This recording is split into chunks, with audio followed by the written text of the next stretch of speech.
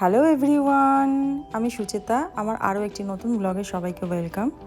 গত দুদিন ধরে দুবাই গভর্নমেন্ট থেকে মোবাইলে মেসেজ আসছিল যে রেড অ্যালার্ট ইস্যু করা হয়েছে, সকাল দিকটা কুয়াশা থাকবে সেই কারণে। এমনকি একদিন রাত্রি 1:30 মতন বাজে আমরা মোটামুটি ঘুমিয়ে পড়েছি, হঠাৎ করে মোবাইলে এমনভাবে রেড অ্যালার্ট বেজে উঠেছে, ধরপড় করে উঠেছি যে কি হলো, কোথার থেকে আওয়াজটা এলো। ঘুমের ঘরে বুঝতেই পারিনি, আর অ্যালার্মটা বাজার সময় মোবাইলের আলোও জ্বলেনি। বিছানা ছেড়ে সঙ্গে সঙ্গে উঠে চারিদিকটা দেখছি যে কোথাও কিছু হয়েছে কিনা, আর অ্যালার্মটা কয়েক সেকেন্ড খুব জোরে বেজেই তারপরে বন্ধ হয়ে গেছে।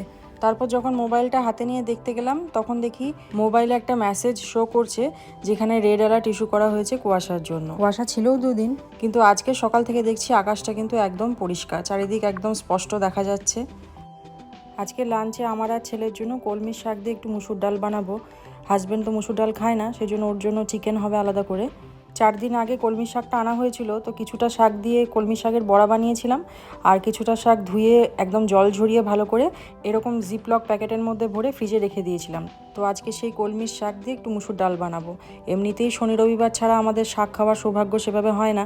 ওরা দুজনেই স্কুলে বা অফিসে কেউই শাক নিয়ে যায় না, আর রাতের দিকে শাক খাওয়াটা আমরা একটু অ্যাভয়েডই করি। সেই জন্য এই শাক বলুন আর উচ্ছে বলুন, এগুলো হচ্ছে আমাদের শনি রবিবারের স্পেশাল খাবার। ছেলের ফুটবল ট্রেনিং আছে বলে সকালবেলা ওকে পার্কে দিয়ে আসা হয়েছে। আমি এই রান্না সেরে ওকে আবার আনতে যাব, আবার তারপরেই আমাকে আর হাজব্যান্ডকে একটু বেরোতে হবে সপ্তাহের বাজার করতে। একদিকে নুন আর হলুদ দিয়ে মুসুর ডালটাকে সেদ্ধ করতে বসিয়ে দিয়েছি, আর অন্য সাইডে সামান্য একটু সর্ষের তেলের মধ্যে 5 ফোড়ন আর রসুন ফোড়ন দিলাম, কারণ শাকে রসুন দিলে খুব ভালো লাগে। তারপর কলমি শাকটাকে কেটে ধুয়ে রেখেছিলাম, সেটা একটু ভেজে নিয়ে নুন মিষ্টি দিলাম, আর এদিকে ডালটা সেদ্ধ হয়ে গেছিলো সেটাও দিয়ে দিলাম। ডালে অলরেডি নুন দেওয়া ছিল, তাই আর এক্সট্রা নুন কিছু দিলাম না। লাস্টে একটু আদা কুচি আর কাঁচা লঙ্কা দেবো। আদা কুচিটা লাস্টে এই জন্য দিলাম, মুখে একটা করে পড়লে না টেস্টটা ভীষণ ভালো আসে। ব্যাস রেডি কলমি শাক দিয়ে মুসুর ডাল। ছেলেকে এখন পার্ক থেকে আনতে যাচ্ছি। আজকে একদম পরিষ্কার আকাশ, রোদ ঝলমল করছে, আর বিল্ডিংগুলোর ওপর যখন রোদটা পড়ছে, বিল্ডিংগুলোতে যেহেতু প্রচুর কাঁচ লাগানো আছে, সেজন্য মনে হচ্ছে যেন সমস্তটাই রূপো দিয়ে মোড়ানো। তবে ক্যামেরায় কতটা ধরা পড়ছে জানি না, এই রোদের ছটায় বুর্জ খলিফাকে এত সুন্দর দেখতে লাগছে কি বলবো।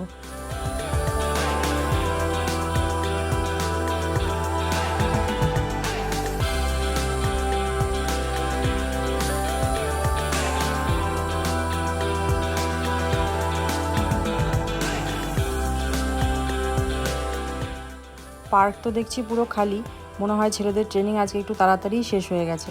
দুবাই এমনিতে খুবই সেফ কান্ট্রি, তবুও ছেলেকে বলা আছে যে ট্রেনিং শেষ হয়ে গেলেও পার্কেই থাকতে, কারণ একা একা বাড়ি ফিরতে যাবে। আর এদিকে রাস্তাঘাটে প্রচুর সাইকেল, স্কুটার, বাইক, গাড়ি, কখন কি বিপদ হয়ে যায় বাবা। আর ও সবসময় নিজের খেয়ালেই থাকে, কখন যে অন্যমনস্ক হয়ে যায়। এমনিতেই আমাকে সবসময় বলে যে দেখো বাকি বাচ্চারা সবাই একা একা বাড়ি যায়, তো আমিও একা বাড়ি যেতে পারবো, কিন্তু আমি এখনও ঠিক ভরসা পাই না। ওই যে আসছে, বাড়ি ফিরে ওকে আগে স্নান টান করিয়ে তারপরে আমি আর হাজব্যান্ড মিলে বেরোবো সাপ্তাহিক বাজার করতে। ওকে আর নিয়ে যাব না, কারণ এই সকাল থেকে খেলে ক্লান্ত থাকবে, তারপর ওখানে নিয়ে যাওয়ার পর পায়ে ব্যথা করছে, বাড়ি চলো এসব করবে।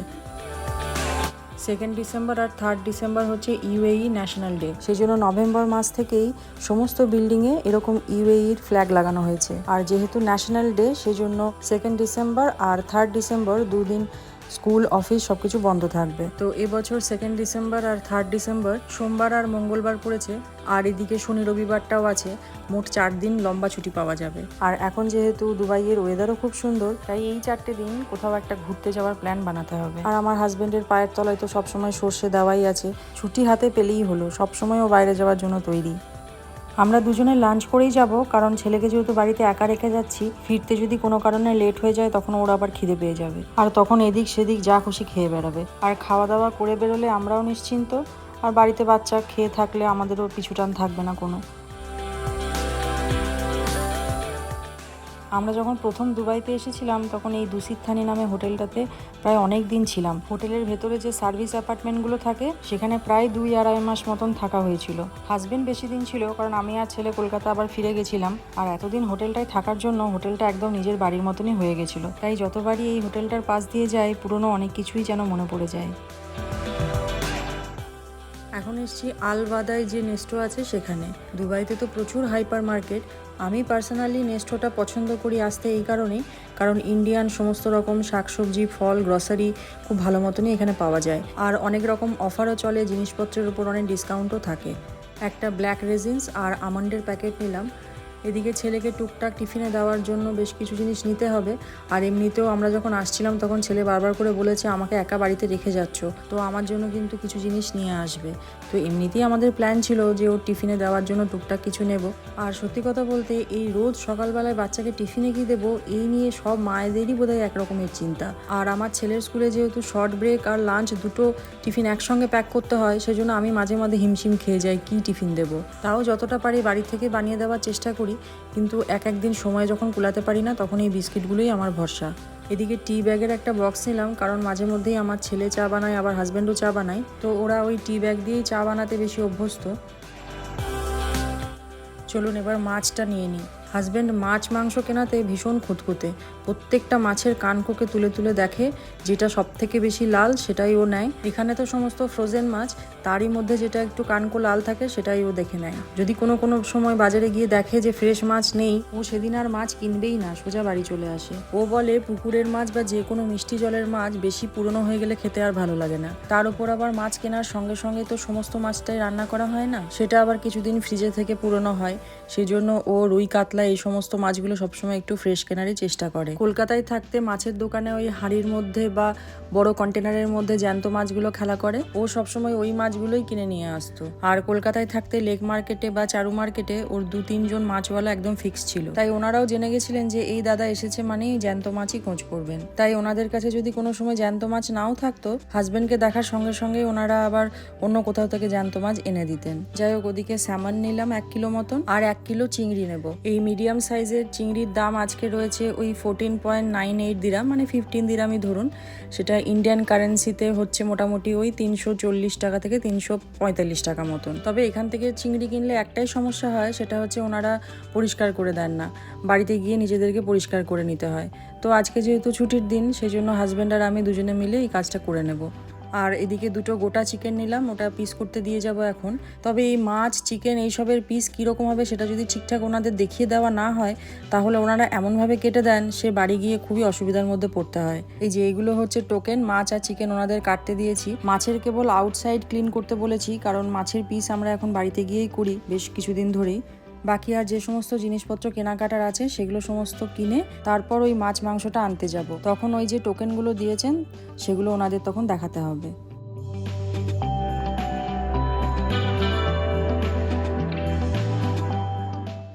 আমার কাছে একজন দিদি জানতে চেয়েছেন, যিনি আমার ভিডিও দেখেন, উনি জানতে চেয়েছেন যে রোজ খাবার জন্য চাল কোনটা ভালো হবে। আসলে ব্যাপারটা হচ্ছে, আমরা দেশে রোজ খাবার জন্য কেউ হয়তো বাড়িতে বাঁশকাঠি ব্যবহার করি, বা কেউ হয়তো মিনিকিট ব্যবহার করি, বা আরও অনেক রকমেরই চাল আছে, সবগুলোর নাম আমার এই মুহূর্তে মনে পড়ছে না। কিন্তু দুবাইতে ওই সমস্ত দেশীয় চাল আমি এখনো পর্যন্ত লক্ষ্য করিনি। এখানে এসে যেটা পেয়েছি সেটা হচ্ছে বিভিন্ন দেশের বাসমতি চাল, আর বাংলাদেশেরও বেশ কিছু চাল আছে যেগুলো কিন্তু ওই প্রায় বাসমতি চাল আর গোবিন্দভোগ চালের মতনই হয়। তো আমরা বাসমতি চালই ব্যবহার করি।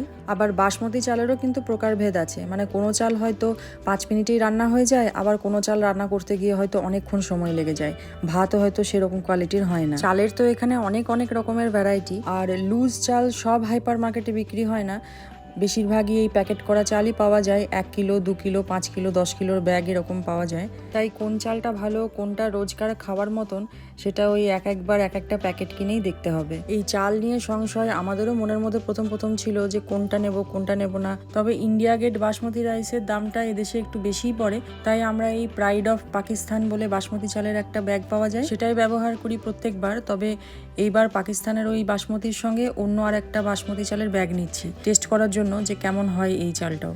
তবে যে দিদি আমার কাছে চালের ব্যাপারে জানতে চেয়েছিলেন, তিনি আবার পরে আমাকে একটা চালের সন্ধান দেন, যেই চালটা ওনারা কিনেছেন, যেটা নাকি অনেকটা ওই গোবিন্দভোগ চালের মতন। তো সেই চালটা আমি এখন এখানে দেখতে পাচ্ছি না। তবে আমাদের যেহেতু 3 জনেরই ভাত খাওয়া কম হয়, সারা সপ্তাহের শুক্র, শনি, রবি ওই 3 দিন লাঞ্চে আমরা ভাত খাই। আর ছেলে যদি কোনোদিনও দাবি করে লাঞ্চে ফ্রাইড রাইস নিয়ে যাবে সেদিন, বাকি দিনগুলোতে রুটি। তাই ভাতের চাল গোবিন্দভোগ হোক বা বাসমতি হোক, যাই পাই না কেন সবই যেন অমৃত লাগে। এই দেখুন কত রকমের চাল দেখছেন, বিভিন্ন কোম্পানির এখানে চাল রয়েছে। তবে সবই ওই যে বললাম, কোনোটা বাসমতি, কোনোটা গোবিন্দভোগ চালের মতন দেখতে। তবে দুবাইতে যেহেতু বিভিন্ন দেশের মানুষ বাস করেন, সেই জন্য তাদের পছন্দ অনুযায়ী চালও কিন্তু রয়েছে। যেমন ধরুন স্টিকি রাইস, জাপানের বেশ কিছু রকমের চাল, থাইল্যান্ডের বেশ কিছু রকমের চাল, ফিলিপিন্সের চাল। তো এরকম অনেক রকমের চালই আছে। এই যে এদিকে যেমন ইজিপশিয়ান রাইস রয়েছে, এই ইজিপশিয়ান রাইসগুলো আবার গোল গোল পুঁথির মতন দেখতে। তবে এই ভাত একটা এমন জিনিস না, এই বিষয়টাতে কেউ কম্প্রোমাইজ করতে চায় না। যে যেরকম খেয়ে অভ্যস্ত সে কিন্তু সব জায়গায় গিয়ে সেটাই খোঁজে, আর সে যে দেশের মানুষই হোক না কেন। যারা স্টিকি রাইস খেতে অভ্যস্ত তাদেরকে যদি ওই বাসমতি চালের ভাত বা গোবিন্দভোগ চালের ভাত দেওয়া হয়, ওই 2-1 দিনই খেতে তাদের ভালো লাগবে। সেরকম ভাবেই কোনো ইন্ডিয়ানকে যদি স্টিকি রাইস দেওয়া হয়, তারও ওই 1-2 দিনই ভালো লাগবে। তারপর সে যেরকম চাল খেয়ে অভ্যস্ত সেই চালেরই খোঁজ পড়বে। এই যে এই চালের ব্যাগটা যেমন ইন্ডিয়ান ইউএস স্টাইল চাল, এই চালটা একটু মোটা ধরনের, আমাদের দেশে যেরকম সবাই নর্মালি ভাত খেয়ে থাকে সেরকমই। তবে এই চালের আবার ছোট প্যাকেট নেই, নিতে গেলে হয় 5 কিলোর ব্যাগ নয়তো 10 কিলোর ব্যাগ। তারপর সেই চাল যদি আবার মনের মতন না হয়, তাহলে সেই চাল উদ্ধার করতে 7 অবস্থা দাঁড়াবে।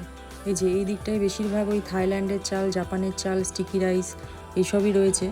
এই চালটা আবার দেখুন প্যাকেটের গায়ে সুইট লেখা রয়েছে, কি জানি এই ভাতের টেস্ট আবার মিষ্টি হয় নাকি। আর চালগুলো দেখে মনে হচ্ছে যেন 80% রান্না করা, মনে হচ্ছে গরম জলে দিলেই ভাত রেডি হয়ে যাবে।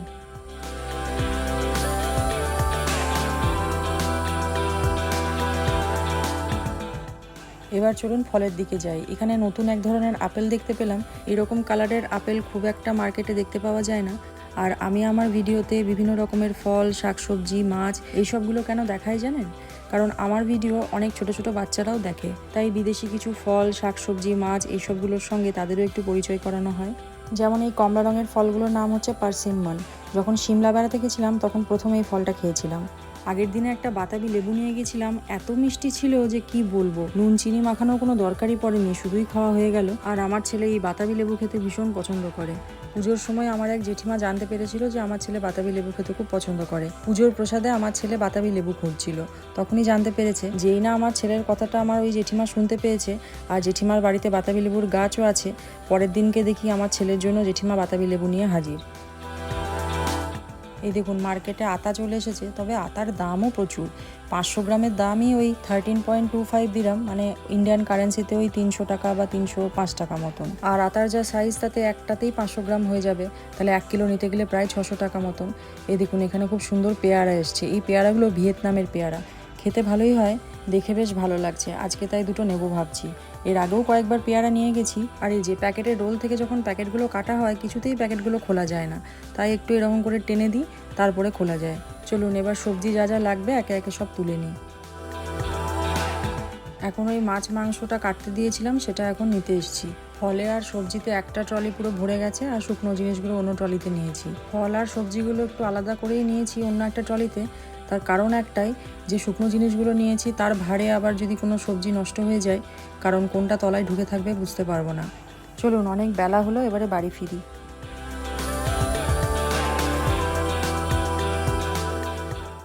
আমরা বাড়ি ফিরে গেছি, এবারে আমার মাছ কাটার পালা।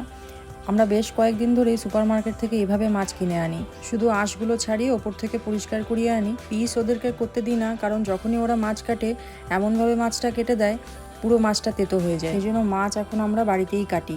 যদিও এই কাজটা আমরা ইন্ডিয়ায় থাকাকালীন কোনোদিনই আমাদের করতে হয়নি, কিন্তু ওই কিছু করার নেই, পরিস্থিতি আর সময় মানুষকে অনেক কিছুই শিখিয়ে দেয়। তবে হ্যাঁ, এই কাজটা এখন শিখে গেছি তো আর করতে একদম কষ্ট হয় না, বরং আমরা খুব এনজয় করি মাছ কাটাটা। তবে বিদেশে থাকতে গেলে সব রকমের কাজই কিন্তু একটু আধটু জেনে রাখা খুব দরকার। আর যদি কোনো কাজ কেউ না জেনে থাকে, তাহলে এমন পরিস্থিতির সম্মুখীন তাকে হতে হয়, তখন সেই কাজ সে এমনিই শিখে যায়। আজকে দুটো মাছেই রিং পিস করব। তার কারণ একটাই, মাছ দুটো খুব একটা বড় নয়, তাই পেটি আর গাদা যদি আলাদা করা হয় তাহলে পেটিগুলো ভীষণ পাতলা হয়ে যাবে।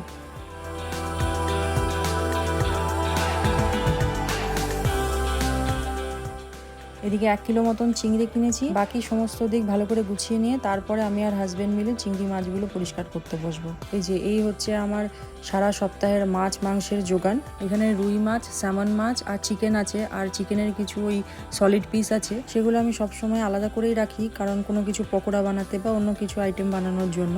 আর আমি এরকম এক একটা বক্সে বা এক একটা প্যাকেটের মধ্যে এক এক দিনেরটা সেট করে রাখি। যেদিন যেটা রান্না করি তার আগে একটা বক্স বার করে নিই। তবে এখানে ডিপ ফ্রিজটা অনেকটা বড় বলে এভাবে বক্সে করে ঢুকে যায়। তবে আমার কলকাতার ফ্রিজে এতগুলো বক্স ঢুকতো না বলে আলাদা আলাদা করে প্যাকেট করে রাখতাম।